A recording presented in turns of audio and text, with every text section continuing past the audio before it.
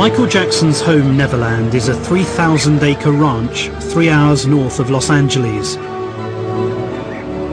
As with most of his life, it has to be seen to be believed.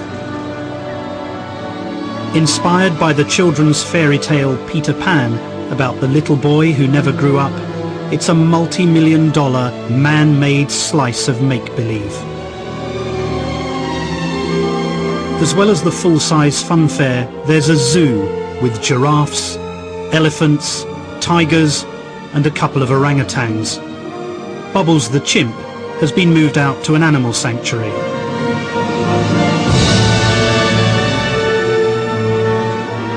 It's literally paradise for a 10-year-old child. But Michael Jackson is now 44. The inspiration for Neverland, Peter Pan. Why is Peter Pan a figure of such interest and inspiration to you? Because Peter Pan, to me, represents something that's very special in my heart. You know, he represents youth, childhood, never growing up, magic, flying, everything I think that children and wonderment and magic, what it's all about. And to me, I just have never, ever grown out of loving that or thinking that is very special. Do you identify with him? Totally. You don't want to grow up? No, I am Peter Pan. Are you not your Michael Jackson? I'm Peter Pan in my heart. The climate is a problem for Jackson.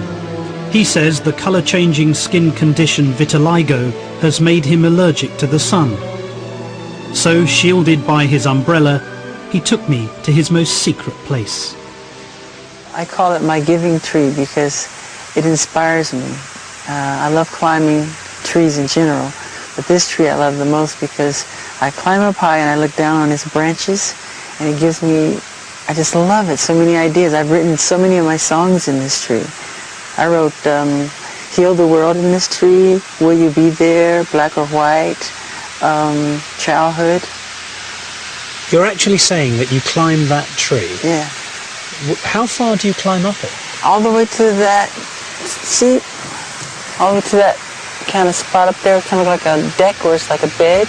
Do you want to climb it now? Yeah. Give me hold the umbrella. Yeah. You go and climb it, and when you've climbed it, let's see how inspiring it is.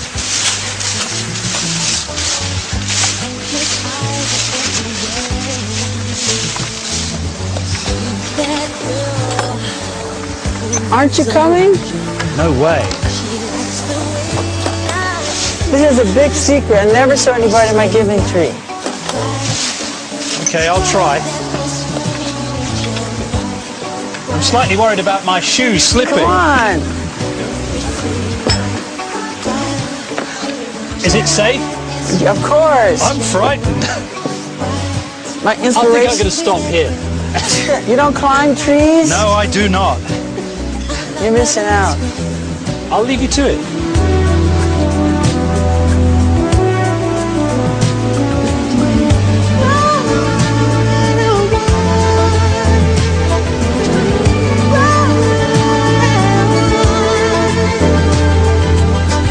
Looking out across the morning, the city's heart begins to beat.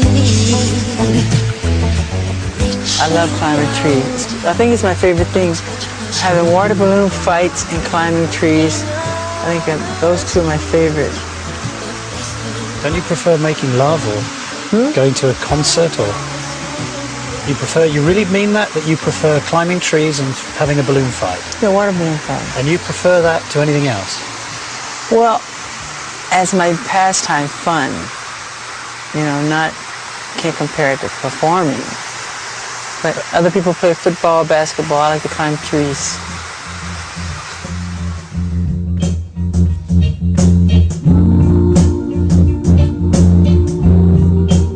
So how had this singing and dancing genius arrived in the surreal place that is his life today? I started to look for answers back at the beginning.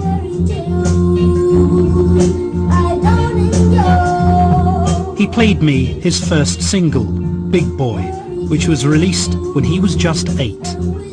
By then, Michael Jackson had already been performing for 3 years.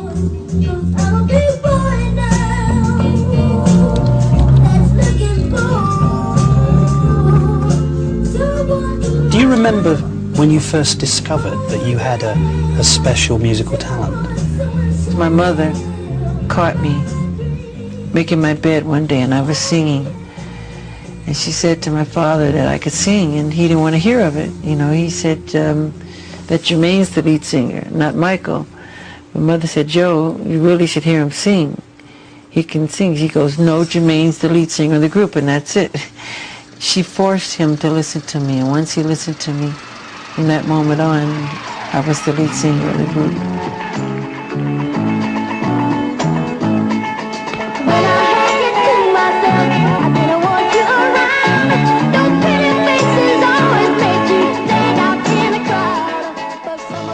My entire childhood, I remember people always saying to me, he's a 42-year-old midget.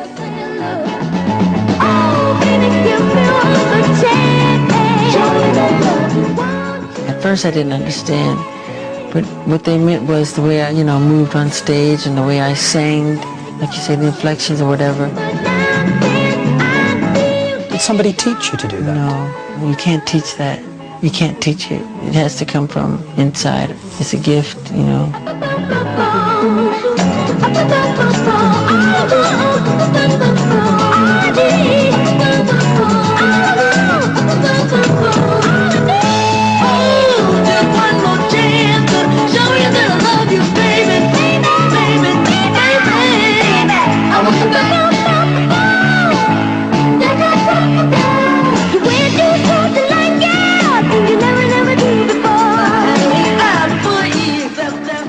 I remember precisely going to Motown Studios to record.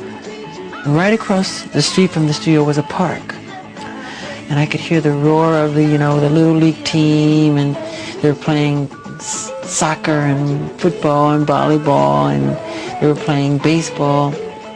And I remember a lot of the times looking back and really hiding my face crying.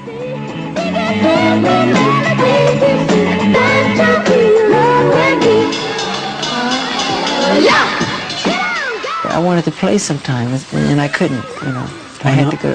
Why couldn't?